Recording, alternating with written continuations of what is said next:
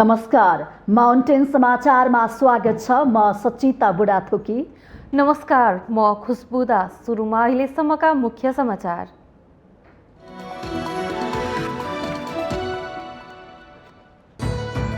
देशभर चाडपर्वको रौनक सुरु हुँदा मूल नेतृत्व भने राजनीतिक अनिश्चितको दलदलमा फस्दै सडकदेखि सदनसम्म भइरहेको विरोधले मुलुक र जनताको भविष्य अन्योलमा।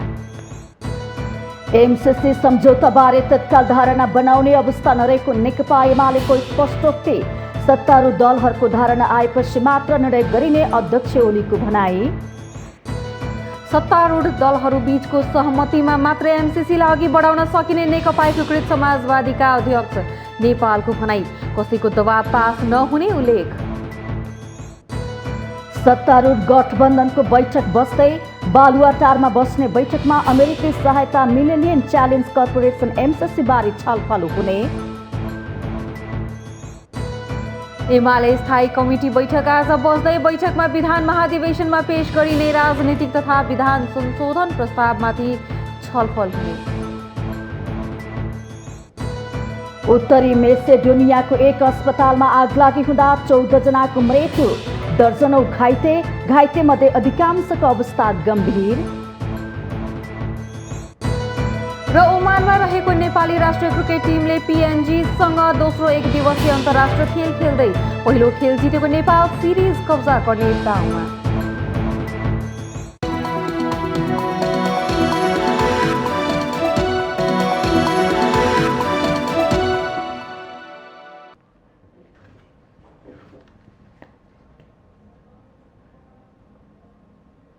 अब समाचार विस्तारमा। देशभर चाडपर्वको रौनक सुरु भएको छ। जनताहरू आफ्नो दैनिकीमा फर्किसकेको बेला देशको मूल नेतृत्व भने राजनीतिक अनिश्चयको दलदलमा फस्ने खतरा बढेको छ। सरकार परिवर्तन भएपछि देशले गति लिन सक्छ कि भन्ने अपेक्षा गरिएको थियो, तर सडकदेखि सदनसम्म जताततै विरोध प्रदर्शन भइरहेको छ। आन्तरिक राजनीति धमिलिएको बेला बाह्य हस्तक्षेप झन बढेको छ। यस्तो अपरिपक्व राजनीति र नेतृत्वको कारण देश र जनताको भविष्य थप अन्योलतातर्फ धकेलिएको छ। देशभर चाडपर्व सुरु भइसकेको छ। कोरोना संक्रमणका कारण आर्थिक संकटमा रहेका जनतालाई नजिकिँदै गरेका चाडपर्व मनाउने जोहो गर्ने चटारो छ। विदेशमा रहेका नेपाली देशको अवस्था ठिक भए नेपाल जान पाइन्छ कि भन्ने आशमा बसेका छन्। अनेक कष्ट पीडा भुलाएर नागरिकहरू नियमित दैनिकीमा फर्किसकेका छन्, तर देशको राष्ट्रिय राजनीतिक लयमा फर्किन सकेको छैन। सिङ्गो राजनीति एकपछि अर्को उल्झनमा फसेको छ। चौतर्फी रूपमा देश र जनतालाई अल्मल्याउने गतिविधि रहेका छन्। सरकार निर्माणदेखि नै पदीय भागबण्डाको दौडधुप, राजनीतिक नियुक्ति, सरुवा बढुवा लगायतका चलखेल व्यापक रूपमा भइरहेको छ। गणतन्त्र धरापमा पर्यो भनेर भन्ने नेताहरूले देश नै धरापमा परेको छनक समेत पाउन सकेका छैनन्। धर्मनिरपेक्षता र संघीयताका विषयमा नयाँ ढंगले बहस सुरु भएको छ। यो बहस पनि विवादको घेराबन्दीमा छ। देशभित्र यस्तो अवस्था हुँदा नेतृत्वले आवश्यकता अनुसार समस्या समाधानको बाटो पहिल्याउनु पर्ने बेला उल्टै खास शक्ति केन्द्रको रुचि, दबाव र प्रभावमा पर्नु ज्यादै दुखद पक्ष हो। त्यसको असर सडकदेखि सदनसम्म देखिँदैछ। विडम्बना के छ भने देशको मूल नेतृत्व नै सधैँभरि आत्मा केन्द्रित खेलमा लाग्छ। नेतृत्वले जनभावनाको कदर गर्न कहिले पनि जानेन।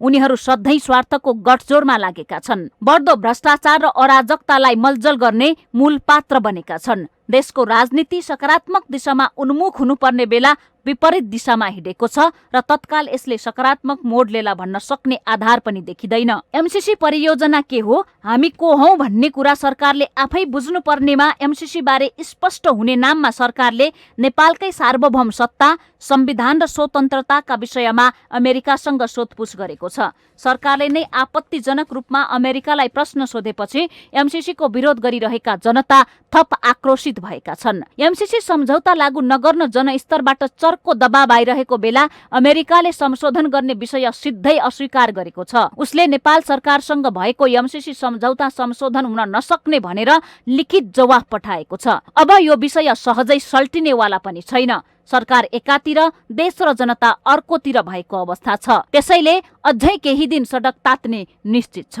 उता संघीय संसदको 9औं अधिवेशनको पहिलो दिनमा नै प्रमुख प्रतिपक्षी दल नेकपा एमाले रोस्टम घेरेर पटक पटक सभामुख अग्निप्रसाद सापकोटाको विरोध गर्यो। सरकारले राजनीतिक दल सम्बन्धी दोस्रो संशोधन अध्यादेश 2078 पेश गरेको छ। उक्त अध्यादेशले संसदमा थप हलचल हुने देखिएको छ। अझ सभामुख अग्निप्रसाद सापकोटाले आफ्नो पार्टी फुटाउन भूमिका खेलेको भन्दै एमाले अवरोध जारी राख्ने भनेको छ। यस अर्थमा संसद पनि विहीन अवस्थामै रहने देखिएको छ। यता राष्ट्रिय सभामा पनि एमाले अवरोध जारी राख्ने भएको छ। राजनीतिक दलका शीर्ष नेताहरू म ठिक तिमी बेठिक भन्ने दोहोरी खेलिरहेका छन्। नेकपा एमाले र नेकपा यसको आरोप प्रत्यारोप जारी छ। नेपाली कांग्रेसमा गुट नै गुट देखा परेको छ। जसपा र लोसपा आफ्नै दाउमा छ भने विवेकशील साझा पुनः फुटतर्फ उन्मुख भएको छ। एमसीसी चाहिँदैन भन्दै राष्ट्रिय जनमोर्चा देशव्यापी रूपमा आन्दोलनमा छ। नागरिकहरू नो एमसीसी भन्दै सडकमा प्रदर्शन गरिरहेका छन्। उनीहरू जेलनेल सहन तयार छन्, तर एमसीसी लागू हुन दिने पक्षमा छैनन्। यही बेला विदेशी शक्ति केन्द्र थप सक्रिय भएको छ। दलहरू छिन्न भिन्न भएको बेला नेपालभित्र खेल्न सजिलो हुने कुरा राम्रोसँग बुझेका शक्ति केन्द्रको चलखेल झन बढेको छ। राजनीतिक नेतादेखि प्रशासकसम्म उल्टो र अराजक बाटोतर्फ उन्मुख भएका छन्। शैक्षिक र स्वास्थ्य क्षेत्र जर्जर अवस्थामा छ। मुलुकको सीमा मिचिरहेको छ, तर मातृभूमिको सुरक्षा गर्न सक्ने नेतृत्व देशले पाउन सक्दैन।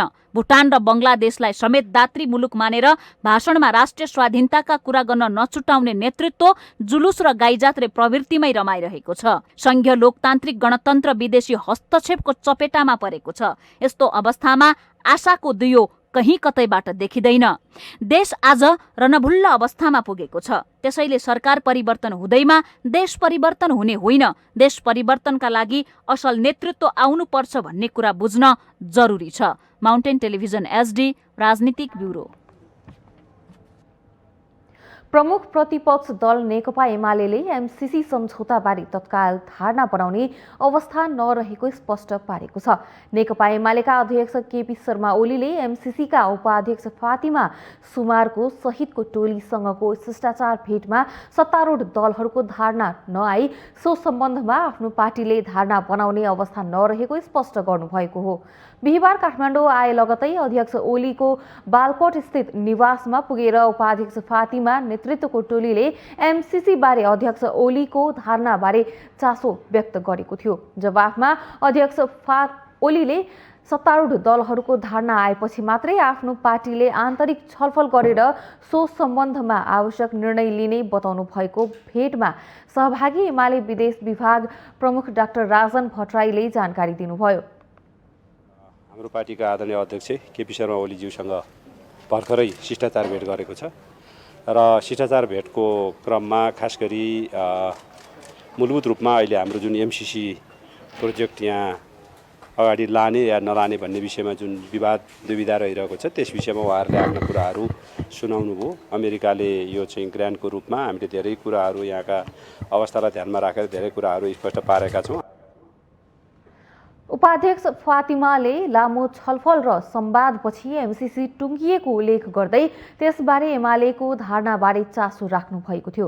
अध्यक्ष ओलीले आफ्नो नेतृत्वको सरकारले सो सम्झौतालाई अघि बढाउन चाहेको तर अहिले त्यसलाई के गर्ने भन्ने विषय सत्तारूढ दलहरूको निर्णयमा भर पर्ने धारणा राख्नु भएको थियो। अमेरिकी अनुदान सहायता सम्झौता एमसीसीको विषयलाई लिएर नेपालभित्र विवाद देखिएपछि उपाध्यक्ष फातिमा नेतृत्वको टोली नेपाल आएको हो।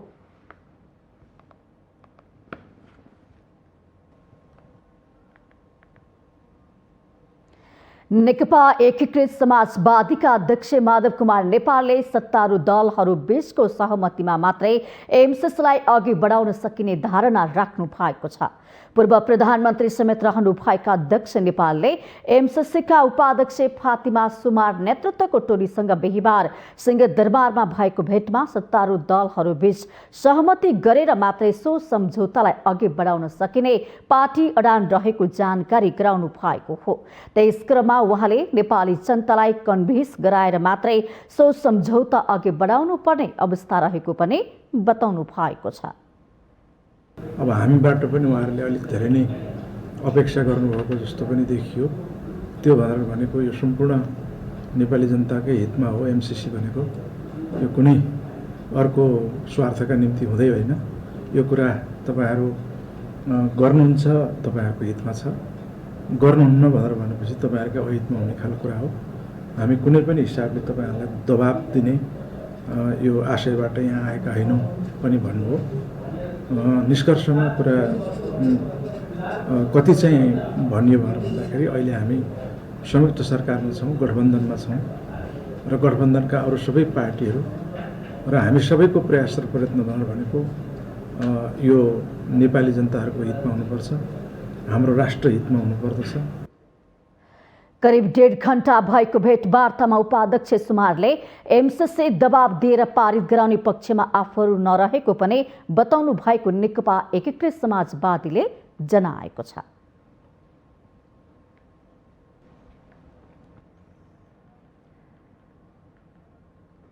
लामो समयदेखि सडकदेखि सदनसम्म चर्चामा रहेको अमेरिकी मिलेनियम च्यालेन्ज कर्पोरेसन एमसीसी यति बेला चर्चाको चुलीमा छ। जनस्तरबाट व्यापक विरोध हुँदै आइरहेको एमसीसी राजनीतिक दलहरूले विभिन्न ढङ्गबाट टीका टिप्पणी गरेसँगै विवादित बनेको छ। सम्झौता संशोधन नहुने एमसीसीले स्पष्ट गरिसकेपछि यो विषय चर्चाको शिखरमा पुगेको छ। मुलुकमा यति बेला राजनीतिक भन्दा पनि अमेरिकी मिलेनियम च्यालेन्ज कर्पोरेसन एमसीसीको चर्चा धेरै छ। जनस्तर तथा नेताहरूले विभिन्न कोणबाट टीका टिप्पणी गरेपछि एमसीसी बारे झनै अन्यल उत्पन्न भएको छ। एमसीसी सम्झौता संशोधन गर्न नेपालको प्रस्ताव अमेरिकी पक्षले नमान्ने स्पष्ट पारिसकेको छ। त्यसै क्रममा एमसीसीको प्रतिनिधिमण्डल नेपाल आएर विभिन्न दलका नेताहरूसँग भेटघाट गरिरहेको छ। एमसीसीको जुन दस्तावेज छ त्यो दस्तावेजका केही दफाहरूमा हाम्रो देशको हित अनुकूल छैनन्, त्यसलाई संशोधन गर्नुपर्छ, त्यसलाई पत्राचारको माध्यमबाट स्पष्ट पार्ने भनेर त्यो इन्डो पेसिफिक स्ट्राटेजीको एउटा अङ्ग होइन भनेर पत्रमा लेखिएको आधारमा होइन, ती दस्तावेजहरूमा त्यो कुरा उल्लेख भएको हुनुपर्छ। नेपालको संविधान, नेपालको कानुन भन्दा त्यो माथि वा होइन भन्ने कुरा पत्रको आधारमा होइन भनेर भएन। तर यथास्थितिमा एमसीसी हामी पास गरेर गइयो भने राष्ट्रको हितमा हुँदैन, जनताको हितमा हुँदैन। त्यस कारणले त्यसलाई त्यही ढङ्गले कार्यान्वयन गरेर जानु हुँदैन। हाम्रो पार्टीले पनि त्यस ढङ्गले सोच्नुपर्छ। एमसीसी यथास्थितिमै नभई केही बुँदा परिमार्जन गरेर पारित गर्न सकिने एमाले नेता पदम गिरीको भनाइ छ। 2074 सालमा तत्कालीन प्रधानमन्त्री शेरबहादुर देउवाकै पालामा एमसीसी सम्झौता भएको थियो। सम्झौतामा हस्ताक्षर गर्ने त्यो बेलाका अर्थमन्त्री ज्ञानेन्द्र बहादुर कार्की अहिले कानुन मन्त्री हुनुहुन्छ। दलहरूबीच चर्को मतभेद भएपछि संसदमा अलपत्र परेको एमसीसी अहिले 4 वर्षपछि पारित गर्न प्रधानमन्त्री देउवाले निकै जोडबल गरिरहनु भएको छ। एमसीसी कुनै पनि अवस्थामा लागू गर्न नहुने देशभक्त जनगणतान्त्रिक मोर्चा नेपालका अध्यक्ष सीपी गजुरेलको तर्क छ। उपाध्यक्ष सहउपाध्यक्षहरूलाई पनि बोलाइएको छ। त्यो बेलामा उनीहरू आएर यहाँ सबैलाई चाहिँ दबाब दिने, दबाब सृष्टि गरेर जसरी पनि यसलाई पारित गराउनेमा उनीहरू लागिरहेका छन्।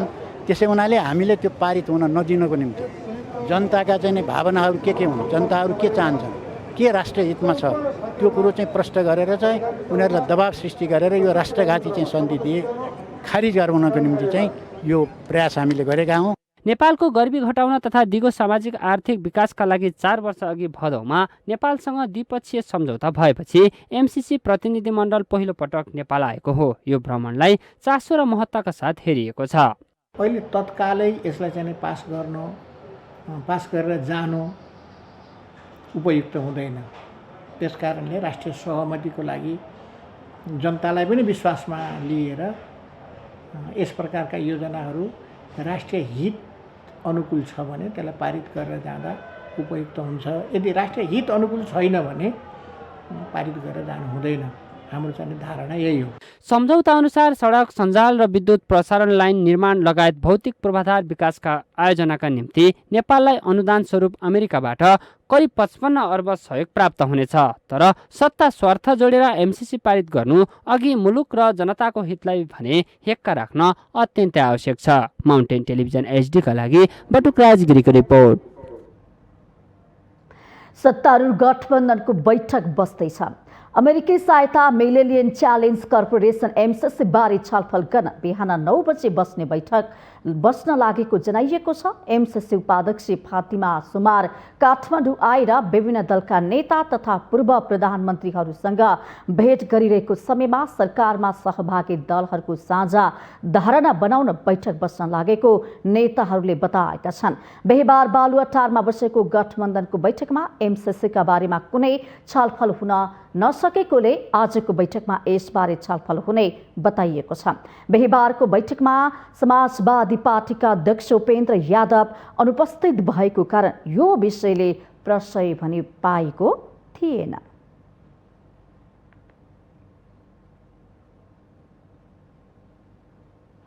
माउन्टेन समाचारमा पालो भएको छ विश्रामको।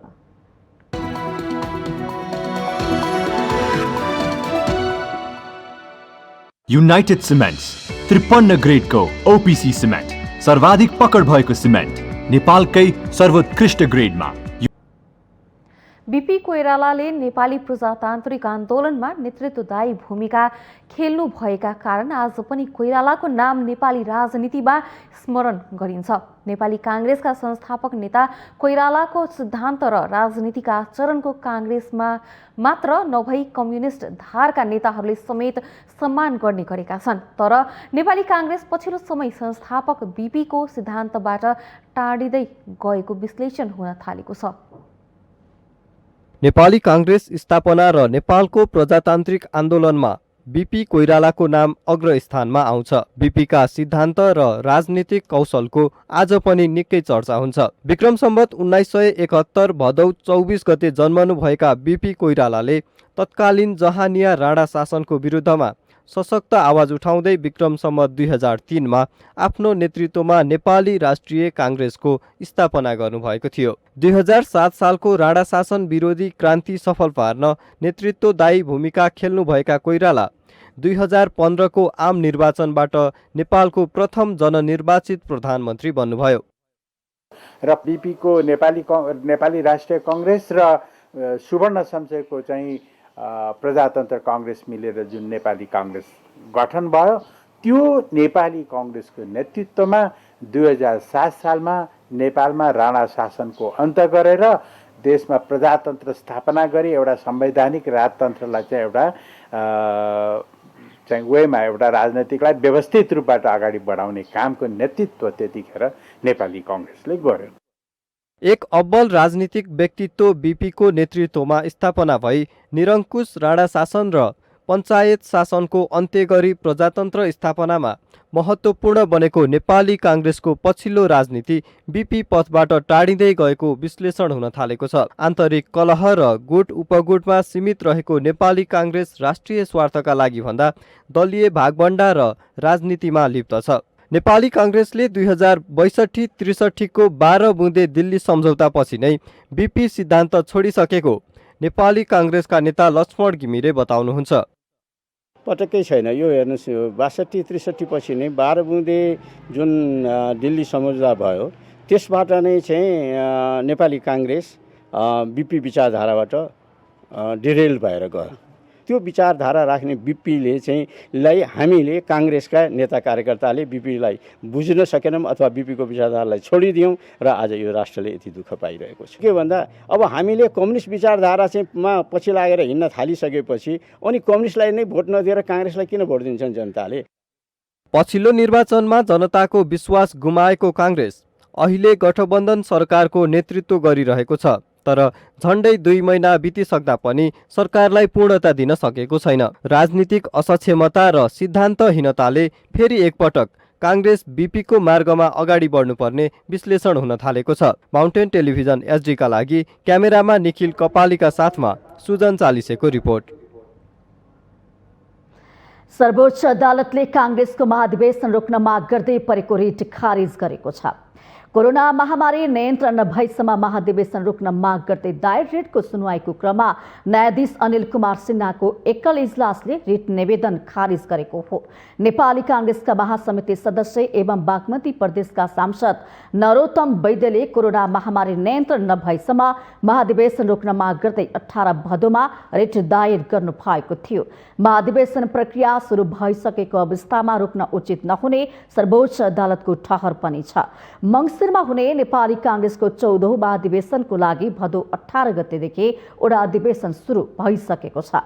वैद्यले रिट मार्फत महामारीको समयमा महाधिवेशन गर्दा कोरोना संक्रमण फैलिन सक्ने भन्दै नियन्त्रण भएपछि मात्रै महाधिवेशन गर्ने गरी आदेश माग पनि गर्नु भएको थियो।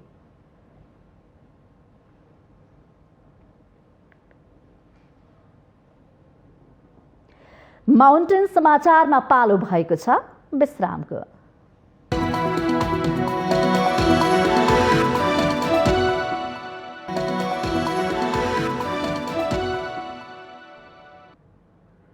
विश्रामपछि स्वागत छ। अब बाँकी समाचार।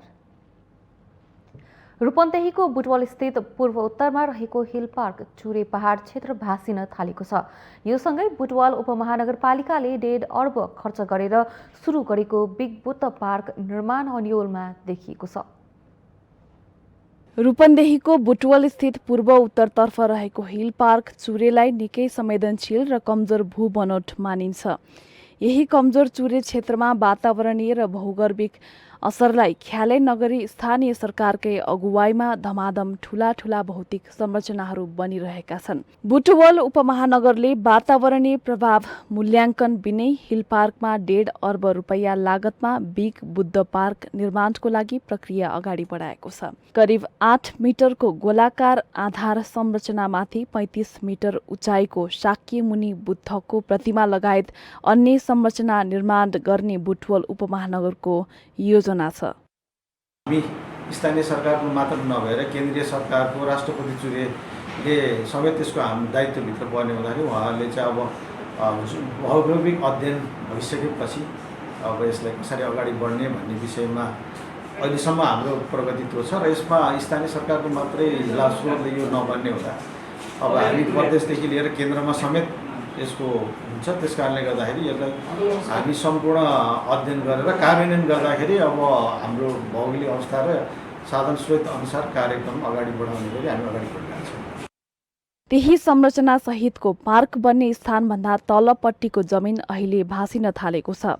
हिल पार्कमा जमिन भाँसिदा अरण्यको पार्क क्षेत्रमा रहेको एउटा मन्दिर र सिढी भत्किएको छ। जमिन भाँसिन थालेपछि उपमहानगरले बनाउने भनेको बिग बुद्ध पार्कको भविष्यमाथि प्रश्न उठेको छ।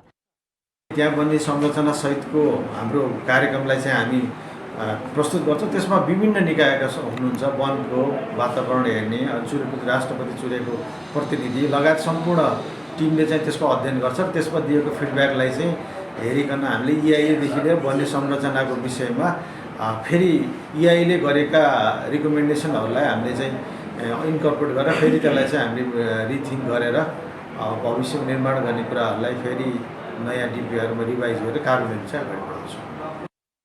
वातावरणीय प्रभाव मूल्याङ्कन नगरी चुरे क्षेत्रमा संरचनाहरू बनाउँदा भविष्यमा पहाड नै पहिरो गएर सिङ्गो बुटवलको बस्ती खतरामा पर्ने विज्ञहरूले औल्याएका छन्।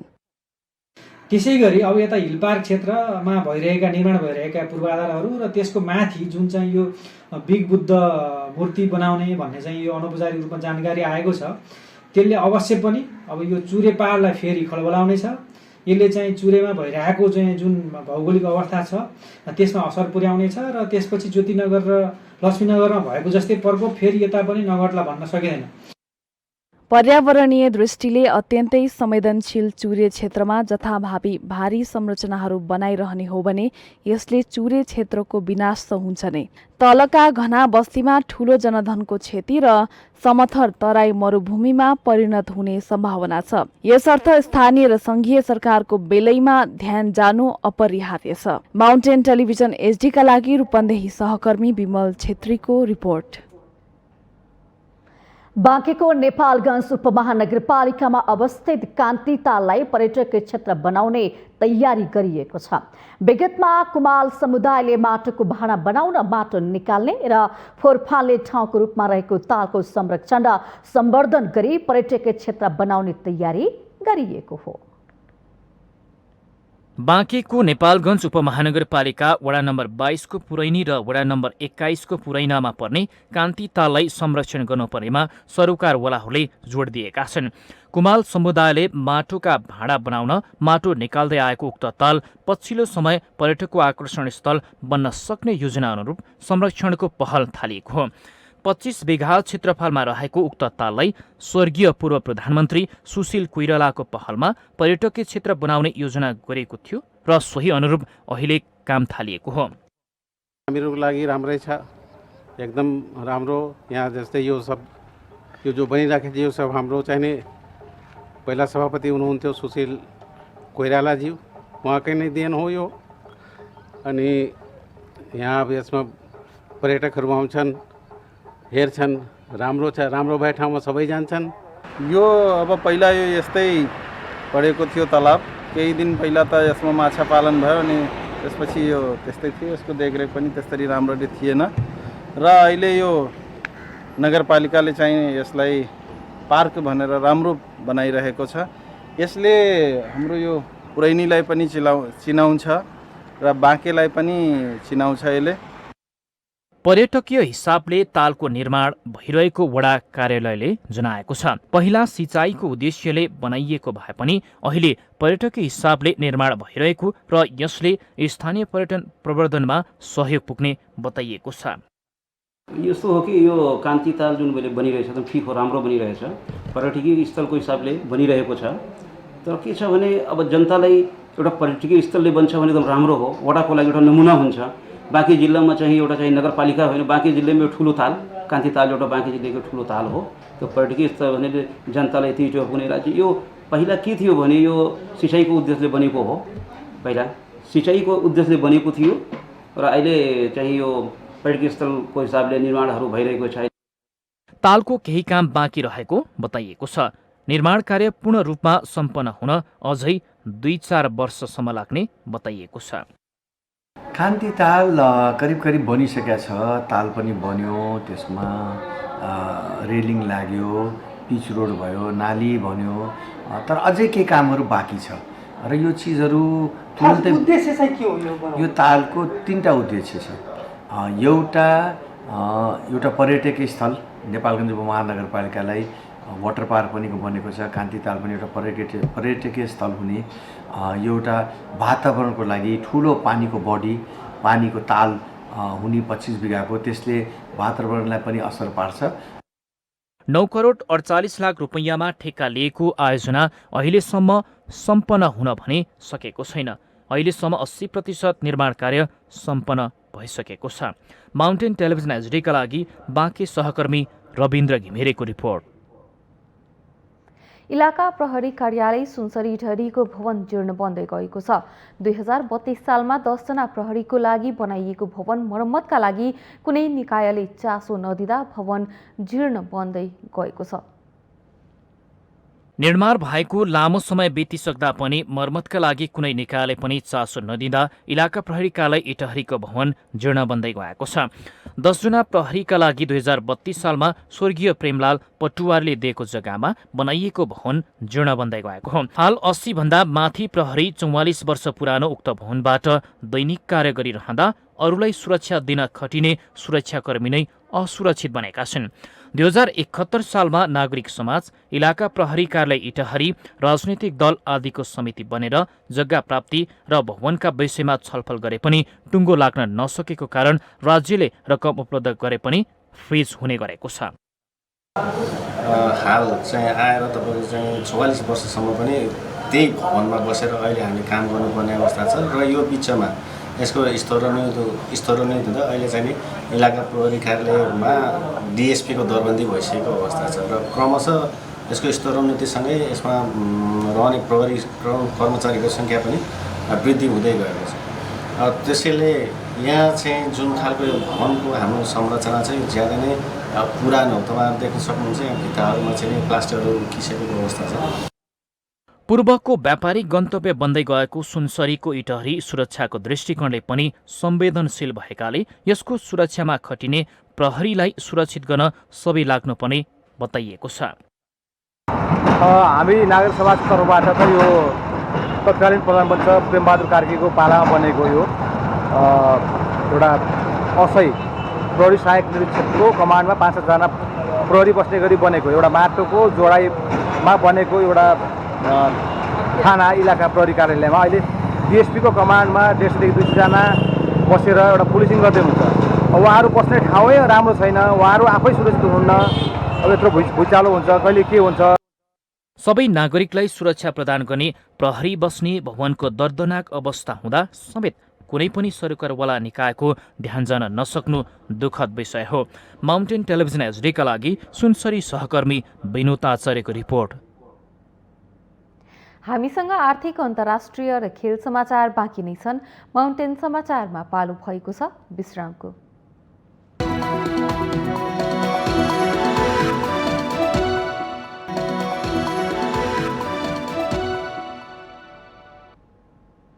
विश्रामपछि स्वागत छ। अब पालो आर्थिक समाचारको। आर्थिक समाचारको साथमा मेरो देश मेरो जगदम्बा सिमेन्ट, गुणस्तरको नयाँ स्तर रिद्धि सिद्धि सिमेन्ट, 53 ग्रेड र 43 ग्रेडको सर्वोत्तम सिमेन्ट अपग्रेडेड स्पेनका साथ।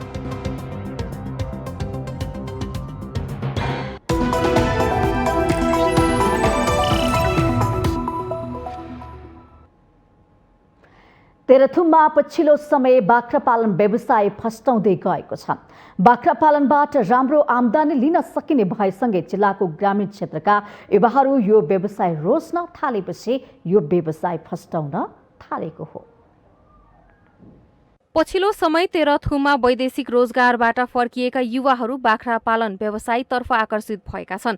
पराईको भूमिमा गर्ने श्रम आफ्नै गाउँमा गर्न सके परिवारसँगै राम्रो आम्दानी लिने आशाका साथ व्यवसाय रोजेको उनीहरूको भनाइ छ। परम्परागत रूपमा पाल्दै आएको बाख्रा पालनलाई परिमार्जन गर्दै आधुनिक तरिकाले व्यावसायिक रूपमा यो पेशा अँगाल्न थालेका छन्। बाख्रा पालन व्यवसायमा राम्रो भविष्य रहेकोले तेह्रथुमका युवाहरूको रोजाइमा बाख्रा पालन व्यवसाय परेको हो। 2 वर्ष जति भयो, हामीले अब वार्षिक रूपबाट त्यस्तो धेरै मुनाफा त लिएको अवस्था छैन। अब 3-4 लाख रुपियाँको चाहिँ हामी बाख्रा बोका पाठा अहिलेसम्म चाहिँ बेचेको छ।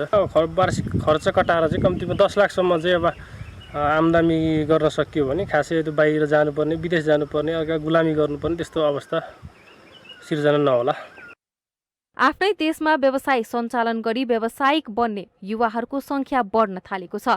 रोजगारीका लागि विभिन्न मुलुकमा पुगेका युवाहरू पनि गाउँमै फर्किएर यो व्यवसाय अँगाल्न थालेका छन्। उन्नत जातका बोयर, जमुनापारी लगायत विभिन्न प्रजातिका बाख्रा पाल्दै आएका छन्। बाख्रा पालनमा अब अलिक व्यावसायिक तरिकाले पाल्दाखेरि के अरे अलिक विदेश जानु भन्दाखेरि यहाँ नेपालमा के गर्न सकिन्छ कि भनेर लाग्यो। गाउँमा युवाहरूले सञ्चालन गरेको व्यवसायले आफूसँगै अन्य युवाहरूलाई समेत व्यावसायिक बन्नमा उत्प्रेरणा दिएको छ। यस्ता युवाहरूलाई थप हौसला दिनको लागि वडा कार्यालयले पनि सहयोग गर्ने जनाएको छ।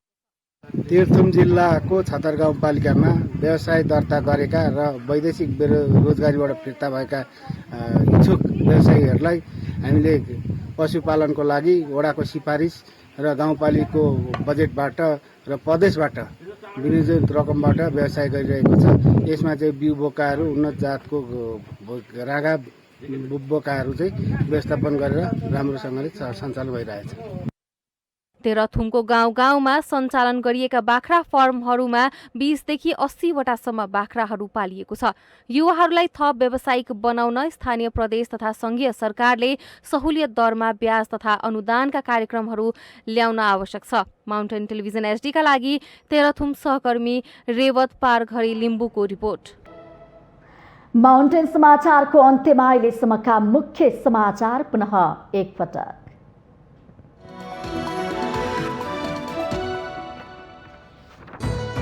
देशभर चाडपर्वको रौनक सुरु हुँदा मूल नेतृत्व भने राजनीतिक अनिश्चयको दलदलमा फस्दै सडकदेखि सदनसम्म भइरहेको विरोधले मुलुक र जनताको भविष्य अन्योलमा। एमसीसी सम्झौताबारे तत्काल धारणा बनाउने अवस्था नरहेको नेकपा एमालेको स्पष्टोक्ति। सत्तारूढ दलहरूको धारणा आएपछि मात्र निर्णय गरिने अध्यक्ष ओलीको भनाई। सत्तारूढ दलहरू बीचको सहमतिमा मात्रै एमसीसीलाई अघि बढाउन सकिने नेकपा एकीकृत समाजवादीका अध्यक्ष नेपालको भनाई। कसैको दबावमा पास नहुने उल्लेख। सत्तारूढ गठबन्धनको बैठक बस्दै बालुवाटारमा बस्ने बैठकमा अमेरिकी सहायता मिलेनियम च्यालेन्ज कर्पोरेसन एमसीसी बारे छलफल हुने। उत्तरी मेसेडोनियाको एक अस्पतालमा आगलागी हुँदा 14 जनाको मृत्यु, दर्जनौं घाइते मध्ये अधिकांशको अवस्था गम्भीर।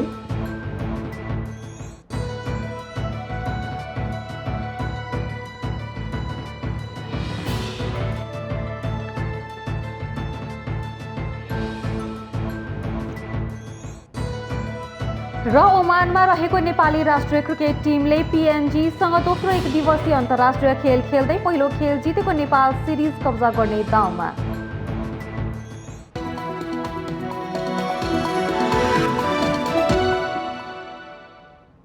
माउन्टेन समाचार अहिलेलाई सकियो। सत्य, तथ्य र निष्पक्ष समाचारको लागि हेर्दै रहनुहोला माउन्टेन टेलिभिजन HD। नमस्कार।